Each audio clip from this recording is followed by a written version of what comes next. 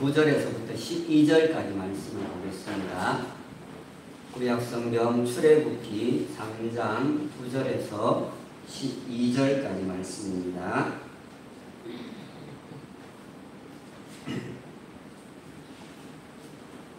출애굽기 3장 9절에서 12절 말씀, 우리 찾으셨으면 한 음성으로 읽도록 하겠습니다. 함께 읽습니다. 시작. 이제 가라. 이스라엘 자손의 부르짖음이 내게 달하고 애국 사람이 그들을 괴롭히는 학대도 내가 보았으니 이제 내가 너를 바로에게 보내어 너에게 내 백성 이스라엘 자손을 애국에서 인도하여 내게 하리라. 모세가 하나님께 아뢰되 내가 누구이기에 바로에게 가며 이스라엘 자손을 애국에서 인도하여 내리이까. 하나님이 이르시되 내가 반드시 너와 함께 있으리라. 내가 그 백성을 애국에서 인도하여 낸 후에 너희가 이 산에서 하나님을 섬기리니 이것이 내가 너를 보낸 증거이라. 아멘. 오늘 또 예배의 자리에 나오신 한 분 한 분은 주님의 이름으로 사랑하고 환영하고 또 축복합니다. 영상을 통해서도 예배에 함께 하시는 분들에게 주님의 은혜가 함께 하기를 간절히 소망합니다. 10월의 말씀 주제는 열정입니다.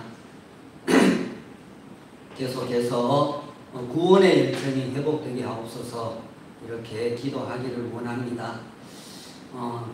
영혼 구원을 우리가 전도도 해야 되겠고 또 전도하지 못하면 또 기도로 그렇게 영혼이 구원되도록 우리가 해야 할 것입니다. 오늘 설교 제목은 너무 늦은 것은 아닌가요? 아니, 이렇게 제목을 정했습니다. 지난주에는 다 끝난 것은 아닌가요? 아니, 이렇게 또 제목을 정해서 말씀을 우리가 나누었습니다. 모세의 입장에서는 능력도 또 지위도 그리고 특히 이 나이와 관련해서 그렇게 너무 늦은 것은 아닌가요? 이렇게 질문을 했다고 한다면은 하나님의 입장에서는 전혀 문제가 없다, 전혀 관계없다, 그런 말씀이 되겠습니다.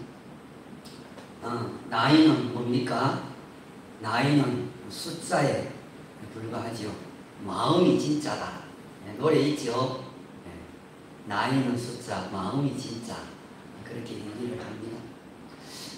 나이보다 우리 속에 하나님을 향한 열정을 가지고 있는가 하는 것이 더 중요하다라는 것입니다. 인터넷 그 게시판에 있는 그 유머에서 제가 본 것입니다. 제목은 없다입니다. 없다. 제목이 없다인데요. 10대는 철이 없다. 20대는 답이 없다. 30대는 뭐가 없을까요? 집이 없다. 40대는 돈이 없다. 50대는 일이 없다. 60대 이 후반부터 그럴 겁니다. 낙이 없다. 우리 교회에 이제 60대 중반, 후반을 이렇게 들어서신 분들이 많이 계신데요. 이때가 되면 낙이 없다 하는 거예요. 70대 후반에는 어떨까요? 이가 없다. 네. 그러면은 80대는 어떨까요? 80대는 처가 없다. 네. 처가 없는 것보다 요즘에는 남편이 없는 경우가 더 많죠. 남자들 일찍 이렇게 죽는 경우를 많이 봅니다. 80대에는 남편, 처가 없다. 90대는 뭐가 없을까요? 때가 없다. 다시 말하면 시간이 없다는 거예요. 자, 그렇다면 100대에는 뭐가 없을까요? 다 필요 없다.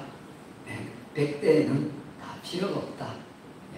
나이가 이렇게 들어갈수록 우리는 점점 더 열정이 이렇게 식어질 수밖에 없는 것 같습니다. 죄송합니다.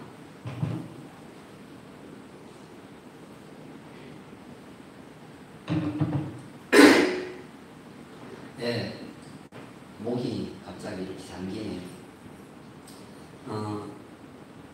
얄미운 남자, 꼴불견의 남자 시리즈가 있습니다. 50대 네, 사업한다고 대출받는 남자랍니다.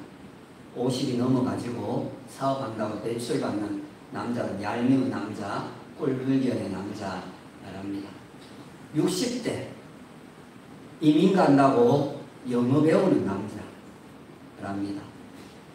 70대 골프 공 안 맞는다고 레슨 받는 남자랍니다. 80대 조금 야한 이야기인데요. 비아그라 먹는 남자랍니다. 90대 여기저기 아프다고 종합검진 받는 남자랍니다. 죽음을 준비해야 되는데 왜 아프지 하면서 종합검진 받는 남자가 꼴불견 얄미운 남자라는 겁니다.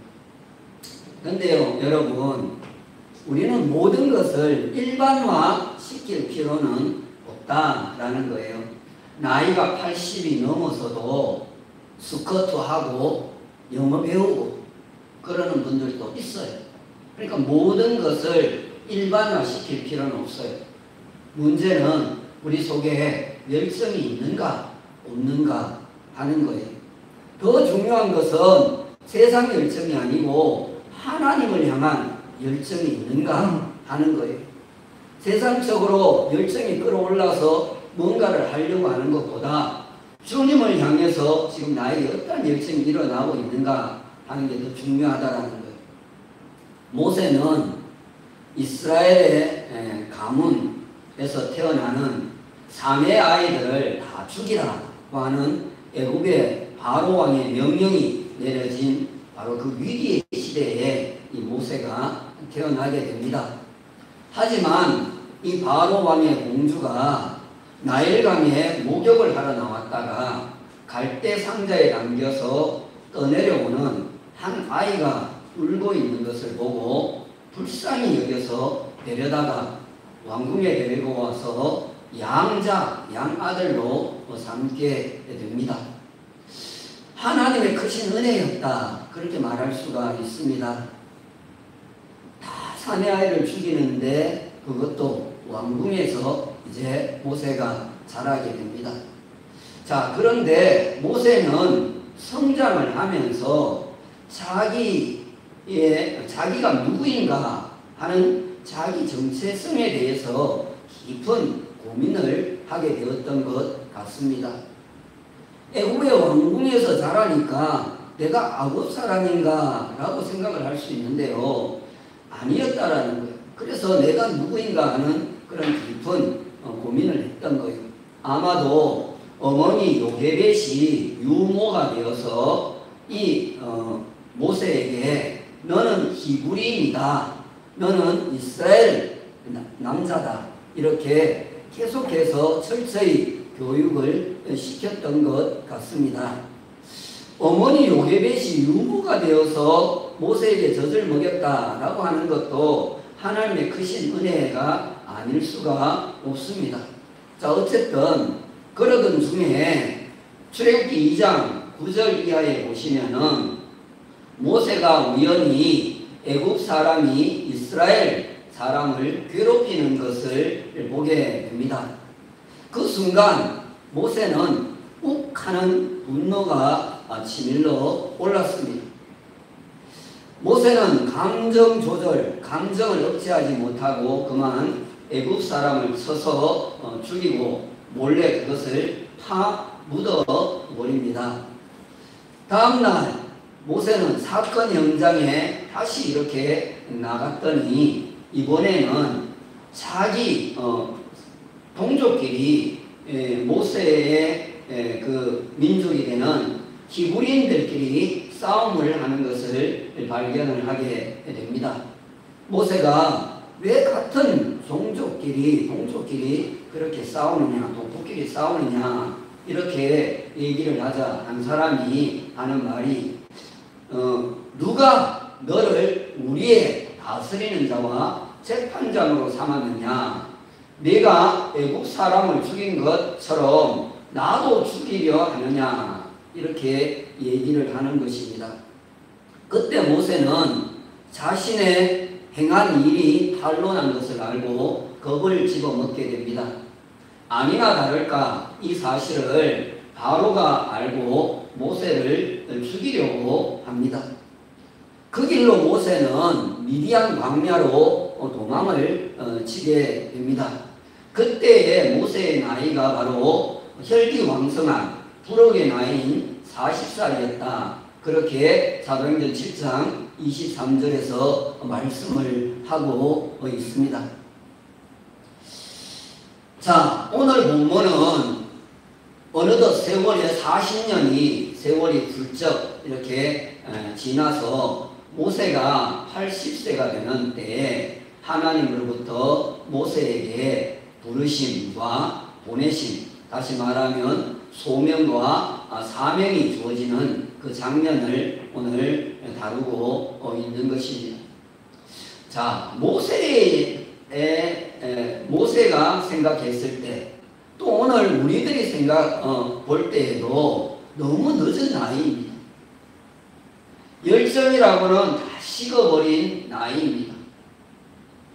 좀 하나님 진작 찾아오셨으면 좋았을 걸, 그런 심정이 드는 상황입니다.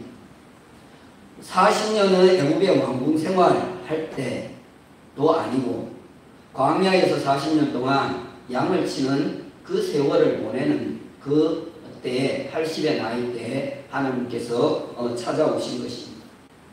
자, 그렇다면 하나님은 왜 모세가 젊었을 때에는 모른 척하고 계시다가 이제 와서 하나님께서 콜링 부르시고 또 미션 사명을 주시려 하는 건가 하는 겁니다. 여기에는 몇 가지 하나님의 숨은 의도가 담겨 있었다, 그렇게 볼 수가 있습니다. 첫 번째는 구원은 인간의 힘에 의한 것이 아니라 하나님의 힘에 의해서 이루어져야 한다 하는 것을 보여주시고자 함이었다라는 거예요.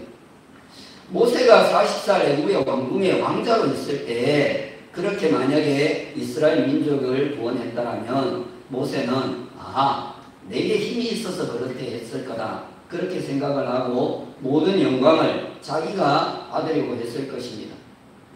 하지만 이제 80세의 나이가 되어서 힘이 없고 이제 하나님의 능력, 하나님이 주신 힘으로 민족을 구원하게 되면은 그 모든 영광을 하나님께 돌릴 수 있게 된다라는 거예요.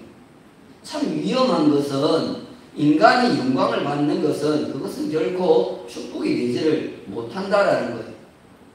자, 두 번째는 모세가 혹 민족주의에 사로잡혀서 잡히게 될까봐 젊었을 때는 구원의 사명을 주시지 않았다, 그렇게 볼 수가 있습니다. 사실 이 부분은 상당히 좀 조심스러운 그런 부분이 됩니다. 여러분, 물론 이스라엘 민족은 하나님이 택하신 선민, 택한 백성입니다. 모세도 그렇습니다. 그런데 우리가 놓치지 말아야 할 것은 나중에 보면은 이스라엘 민족만 출애굽을 한 것이 아니었다라는 거예요. 출애굽기 12장 38절에 가서 보시면은 수많은 잡족이 그들과 함께 했다, 이렇게 말씀을 하고 있어요. 모세는 이스라엘 히브리인으로 태어났지만 애굽에서 40년을 살았어요. 왕궁에서. 그리고 40년은 양을 치면서 미디안에서 살았어요. 자기의 정체성에 대해서 많은 혼란을 겪고 있고, 또 그래서 출애굽을 할 때 다른 그런 잡족들이 따라 나오게 되었다라는 거예요. 제가 무슨 얘기를 하고 있는 것입니까? 이스라엘 민족에게 가나안의 구원이 주어진 것이 아니라 하나님을 믿는 하나님 백성들이 구원을 받게 된다라는 것을 말씀드리는 거예요. 참 조심스러운 부분인데 그렇다라는 거예요. 그 따라서 여러분, 우리도 대한민국에 대한 애국심은 가져야 하지만은 우리 민족주의에 사로잡히면 안 된다라는 거예요. 대한민국 사람이 구원을 받는 게 아니고 하나님을 믿는 사람이 구원을 받게 되는 거예요. 세상의 모든 백성들이 그런 거예요. 세 번째는 하나님의 때라는 거예요. 즉 모세의 때가 아닌 하나님의 때가 오기를 하나님은 지금까지 기다리고 계신 거예요. 모세가 80이 될 때까지, 하나님의 때가 올 때까지 기다렸다는 거예요. 이때는 모세의 열정은 다 식어져 버렸지만 하나님의 열정은 여전히 뜨거운 때였다라는 거예요. 또한 모세는 전혀 준비되지 않은 상태에서 감정에 따라서 행동을 했지만 하나님께서는 모든 것들을 완벽하게 준비해 놓고 일을 시작하시는 때였다라는 거예요. 제가 전에도 말씀을 드렸어요. 이스라엘의 수가 충만한 수가 되어야 되고 가나안에 죄가 가득 차야 그때가 하나님의 때라고 그런 이야기를 드렸어요. 이를테면 이런 거예요. 옛날에는 보면은 이렇게 새방을 이렇게 살 때 주인집 아들이 자기 집 자식을 많이 괴롭혀도 어떻습니까? 속은 상하지만 꼭 참지 않습니까? 꼭 참아요. 혹시라도 자기 자식이 주인집 아들을 때리면은 잘못했다고 가서 싹싹 빕니다. 나가라고 할까봐 그러는 거지요. 그러면서 이렇게 속이 상하면 상할수록 더욱 이를 악물고 열심히 일을 합니다. 돈을 벌어서 집을 사둡니다. 그리고 이사하기 전날 아들 시켜가지고 그러죠. 신랑이 가서 패줘 이렇게 얘기를 합니다. 가서 패줍니다. 주인이 와서 방 빼 그러면 어떻게 합니까? 알았죠 하고 이렇게 나오는 거지. 지금 그때가 되었다라는 거예요. 자, 출애굽기 3장 1절에 보시면은 모세는 장인인 이드로의 양떼를 이렇게 치게 됩니다. 애굽의 왕자였던 사람이 이 양치는 목자가 된 거예요. 인간적으로 보면은 너무나도 정말 인생의 실패자이고 낙오자였다 이렇게 볼 수 있는 상황입니다. 처지가 너무 딱합니다. 신세 타령이 절로 나올 법한 그런 상황입니다. 그런데 이 속에는 하나님의 귀한 섭리가 들어있었다라는 거예요. 이게 뭐냐 하면은 하나님께서는 모세에게 미디안 광야에서 양떼를 먹이고 돌보고 또 인도하는 그 과정을 통해서 이스라엘 민족의 목자로서의 자격을 갖추도록 하셨다라는 거예요. 곧 양떼의 그 특성이 이스라엘 백성의 특성이기 때문에 그렇다라는 거예요. 이 양떼들의 습성을 알면은 이스라엘 백성들의 그 습성도 알 수가 있기 때문에 하나님께서 그렇게 철저히 40년 동안 훈련을 시켰다라는 거예요. 그러니까 세상의 모든 것은 호성세월은 없다라는 것을 우리가 알 수가 있는 것입니다. 자, 모세는 정신없이 양떼를 몰고 가다가 보니 하나님의 산 호렙에 이르게 됩니다. 우리는 이 하나님의 산에 이르렀다라고 하는 이 말 속에서 뭔가 귀한 징조가 일어날 것을 예상케 됩니다. 아니나 다를까 출애굽기 3장 2절에 가서 보시면 예상한 대로 여호와의 사자가 떨기나무 불꽃 속에서 모세에게 나타나게 됩니다. 너무나도 신기한 그런 장면이 아닐 수가 없습니다. 열왕기상 19장에도 보면 낙심한 엘리야에게 여호와께서 나타나셔서 세미한 음성을 들려주고 위로하고 사명을 주는 것을 보게 되는데요. 지금 그와 같은 그런 하나님의 산에서 이 여호와의 사자가 나타나게 된 것입니다. 자, 다음 장면은 더욱 신기한 장면이 아닐 수가 없습니다. 떨기나무에 불이 붙었는데 이 떨기나무가 타지를 않는 거예요. 사라지지를 않는다라는 거예요. 일반적으로 불을 갖다가 붙이면은 나무 같은 것은 타게 마련이에요. 그래서 산불이 나는 것 아니겠어요? 그런데 타지를 않는 것입니다. 지금 모세가 꿈을 꾸고 있는 게 아닙니다. 생시에 생생한 장면을 보고 있는 것입니다. 참으로 이해할 수 없는 그런 놀라운 장면이 아닐 수가 없었습니다. 자, 그런데 여기 불꽃은 하나님의 권능, 하나님의 능력을 상징하는 것으로서 이 불꽃은 두 가지 역할을 한다라는 거예요. 첫 번째는 소멸하는 불의 역할을 하는 것입니다. 태우는 불입니다. 즉 하나님의 공의와 거룩한 불로서 이스라엘 백성들을 학대하는 애굽 사람들을 멸하는 그런 불의 모습으로 나타나고 있다라는 거예요. 두 번째는 사람을 살리는 생명의 불꽃이라는 것입니다.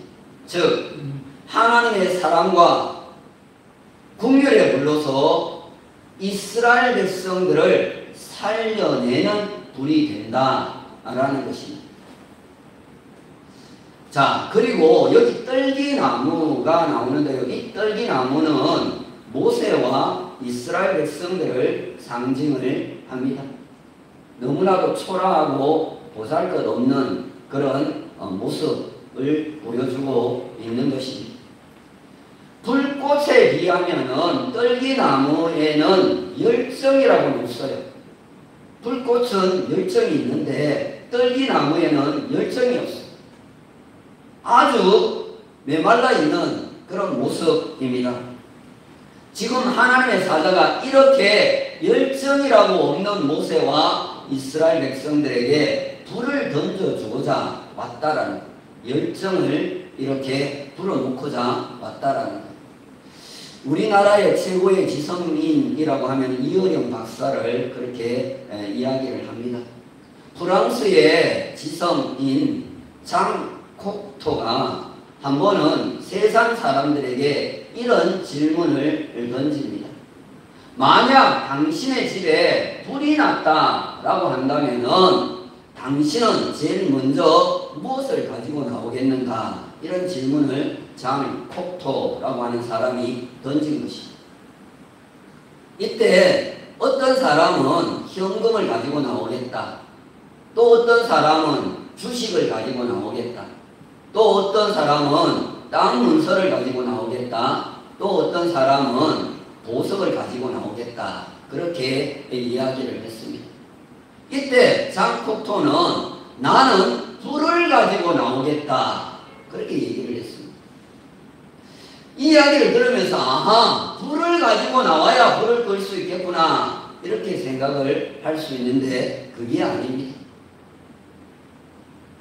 불에 닿으면 무엇이나 열을 전도시키고 태울 수 있듯이 그 뜨겁고 보조적인 불의 열정을 가지고 나오겠다라는 그런 고백인 것입니다.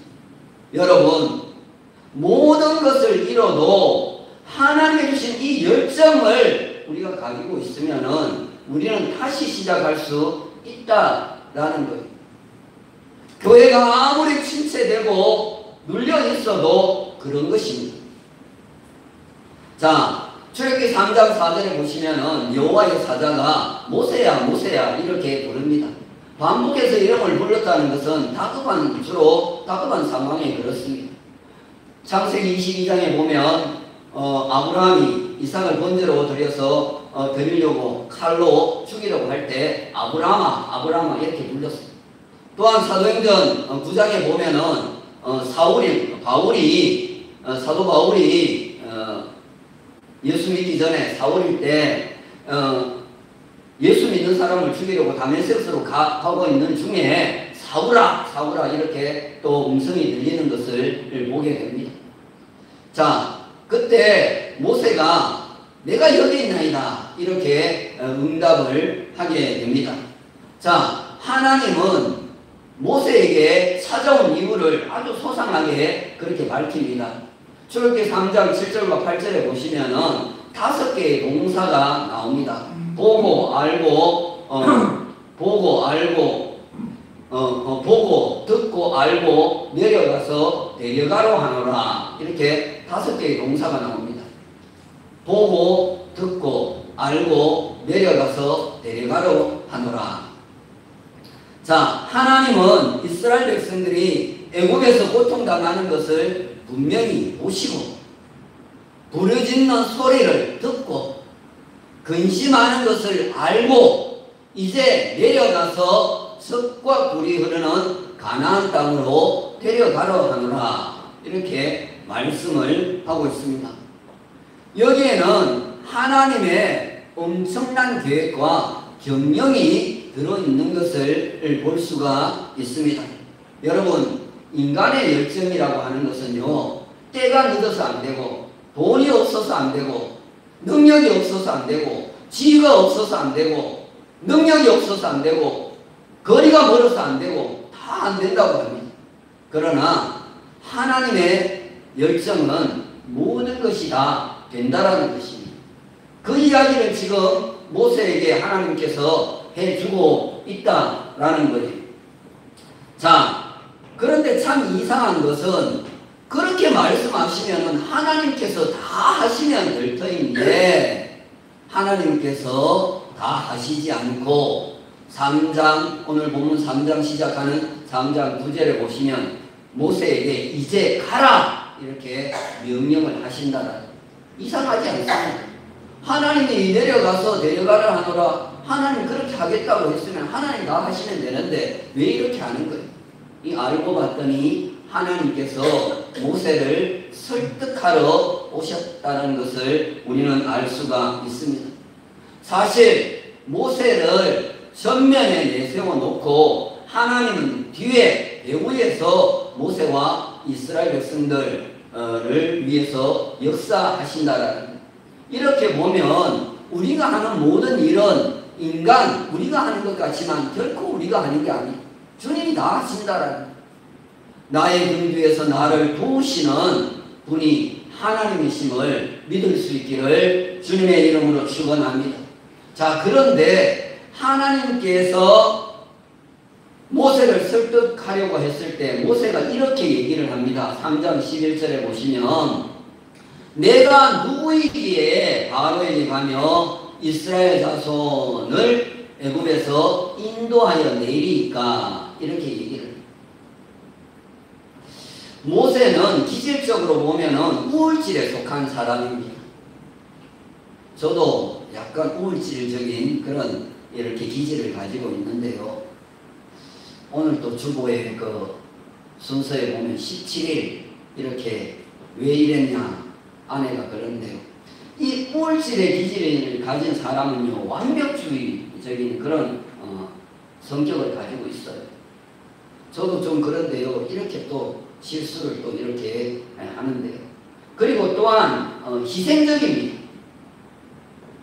뭔가를 결정하는 것이 어렵지 결정만 하고 나면은요 끝까지 밀고 나가는 성격이 바로 이 모세와 같은 기질을 가진 사람입니다. 약점이 있어요. 상당히 분석적이고 또 비판적이고 비관적이다라는 거예요. 자, 오늘 여기 보시면 모세는 자신의 신분에 대해서 처지에 대해서 아주 비관적으로 이야기를 합니다. 내 능력으로는 바로를 설득할 수도 없고 이스라엘 백성들을 설득할 수도 없어요. 내가 누구이기에 그렇게 얘기를 하는 것을 볼 수가 있습니다.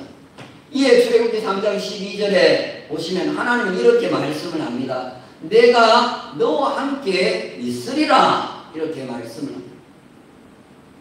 여러분 하나님께서 이 정도로 믿음과 확신을 주며 설득을 하면은 예 가겠습니다 라고 하든지 아니면은 일단 한번 시도는 해보겠습니다. 이렇게 얘기를 해야 할 것 같은데 모세는 완강하게 저항을 하고 버티고 거절을 하는 것입니다.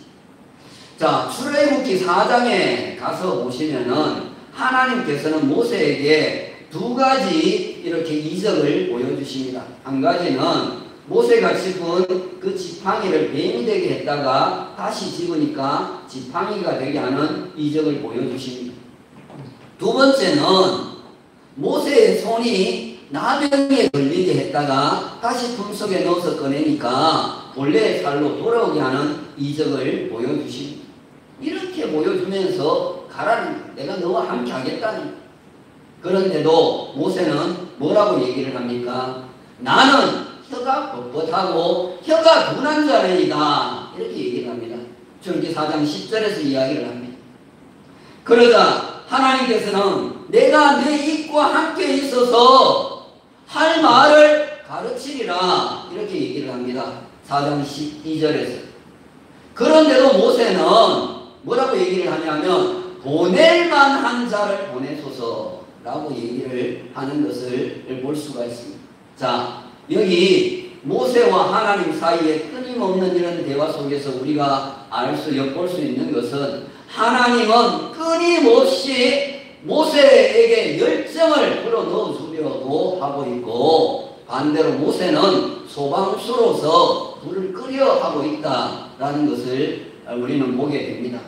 자, 이 두 사이에서 최고의 승자는 누가 될까요? 누가 이길까요? 우리가 잘 아는 도산 안창호 선생님은 12살 때에 아버지를 잃고 할아버지의 품에서 양육을 받게 됩니다.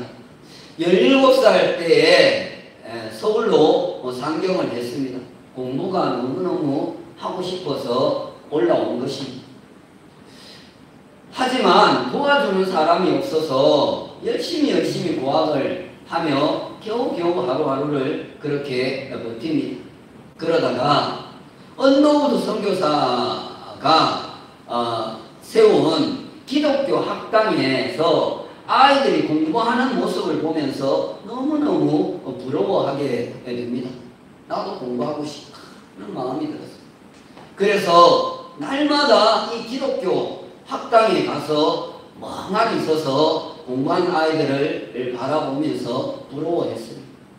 그러던 어느 날 언더우드 선교사가 이 안창호를 보고 묻습니다. 어디서 왔니? 평양에서 왔습니다. 여기서 평양까지 거리가 얼마니? 800리나 됩니다. 거기서 공부하지 않고 뭐 하자고 여기까지 왔니? 이렇게 물었어요. 그때 안창호가 하는 말이 언더우드 선교사님에게 되질문을 이렇게 합니다. 선교사님, 여기서 미국까지 거리가 몇 리입니까? 선교사가 말합니다. 8만 리지. 그때 안창호가 이렇게 얘기를 합니다. 선교사님은 8만 리나 되는 그 먼 곳에서 가르침을 주려고 오셨는데 겨우 800리 밖에서 배우러 못 올 일이 무엇이겠습니까? 그렇게 얘기를 해요. 그때 안창호의 나이는 겨우 17살 정도예요. 언더우드 선교사의 나이는 약 27살 정도밖에 되지를 않았다라는 거예요. 여러분, 배우고자 하는 열정, 가르치고자 하는 열정, 신앙에 대한 열정, 복음에 대한 열정은 그 누구도 막을 수가 없습니다. 나이가 막을 수 없고 거리가 막을 수가 없다라는 것입니다. 중요한 것은 열정이라는 거예요. 하나님이 주신 열정이라는 것입니다. 이제 말씀을 맺겠습니다. 오늘 모세는 결국 하나님의 열심, 하나님의 열정에 설득을 당하여서 이스라엘 백성들을 출애굽시키는 그 막중한 구원의 사역과 광야 40년의 그 긴 여정의 속에서 이스라엘 백성들을 가나안 땅으로 인도해가는 그 귀한 사역을 감당하는 것을 보게 됩니다. 얼마나 뜨거운 열정인지 모릅니다. 120세가 되어 죽을 때까지 무려 40년의 그 긴 세월을 오로지 하나님의 주신 그 열정에 붙들려서 살다가 간 사람이 바로 모세였다라는 것입니다. 여러분, 하나님의 열정에 붙들린 것이 바로 최고의 축복인 줄 믿습니다. 죽을 때까지 하나님을 향한 열정과 영혼 구원을 향한 열정과 민족 구원을 위한 열정과 교회를 섬기는 열정으로 살다가 열정을 가지고 하나님의 나라에도 넉넉히 들어갈 수 있는 우리 금비교회 성도들 되기를 예수님의 이름으로 축원합니다. 주신 말씀을 생각하면서